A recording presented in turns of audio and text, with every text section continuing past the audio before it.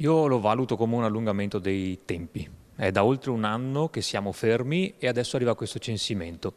Non ne capisco sinceramente il senso, quando la questione è definire che cos'è autorizzato e definire soprattutto come si può omologare uno strumento. Lì è.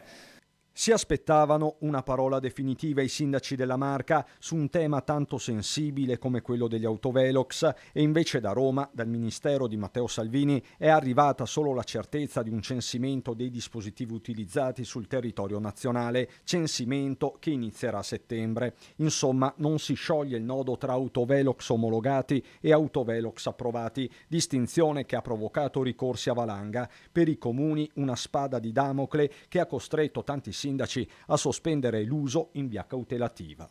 Vogliono fare questo censimento, vabbè, mi sarei aspettato perlomeno che insieme al decreto ci fosse stato anche già l'allegato per fare questo censimento e non dover aspettare ulteriori settimane per poterlo fare. Speriamo che i tempi veramente corrano poi, perché non se ne può più. Nella nota del Ministero si dice che il censimento fornirà una prima mappatura del fenomeno autovelox, ma soprattutto si afferma che non saranno tollerati dispositivi fuori norma o utili più a fare cassa che prevenzione. Parole, quelle del dicastero del vice premier Salvini, che hanno fatto sobbalzare diversi sindaci sulla sedia.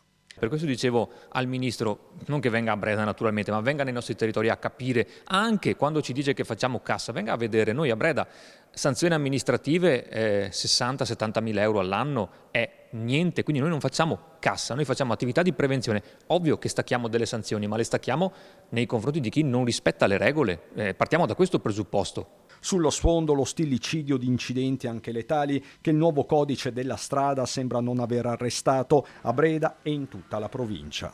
Il bollettino è quotidiano, noi veniamo riconosciuti come la provincia con il più alto tasso di mortalità, non solo di incidentalità, e anche questo è una situazione che è molto grave di per sé. Per questo dico, ridateci la possibilità di utilizzare gli autovelox che, ripeto, non risolvono al 100% il problema, ma aiutano, e poi troviamo altre modalità per poter arrivare a una drastica riduzione. Chiaramente sensibilizzazione, informazione, tutto quello che è utile lo faremo, ci mancherebbe altro.